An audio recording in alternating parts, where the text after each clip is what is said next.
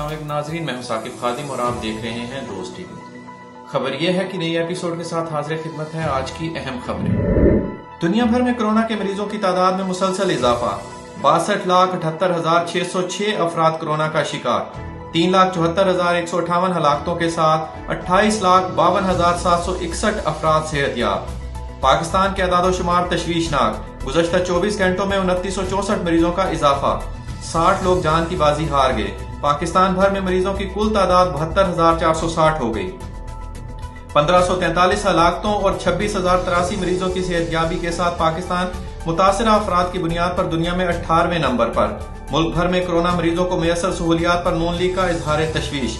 बताया जाए कि बैरून मुल्क से आने वाले वेंटिलेटर्स कहां हैं, मरियम औरंगजेब का सवाल। बैनुल अक़वामी मंजरनामे की बात करें तो खबर यह है कि कोरोना से अमवात की बुनियाद पर ब्राजील चौथे नंबर पर आ गया, जबकि अर्जेंटाइन में लॉकडाउन के खिलाफ मुजाहरों का आगाज। खबर यह भी है कि मस्जिद नबवी और मस्जिद अक्सा को इबादत के लिए खोल दिया गया है।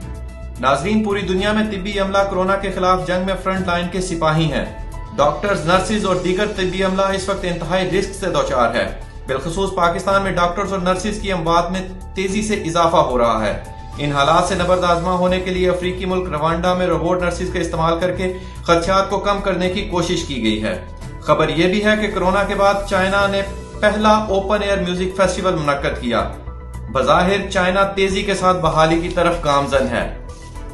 अहम सवाल यह है कि लॉकडाउन सख्त होगा या नर्म। इस हवाले से कौमी राब्ता कमेटी के इजलास में अहम फैसले किए गए हैं, जिसके मुताबिक हफ्ते में 2 दिन मुकम्मल लॉकडाउन होगा और 5 दिन कारोबार करने की इजाजत होगी। कारोबारी मराकज शाम 7 बजे तक खुलेंगे। मुल्क भर में 40 ट्रेनें चलाने की इजाजत दी गई है। बैरून मुल्क पाकिस्तानियों की वापसी को यकीनी बनाया जाएगा।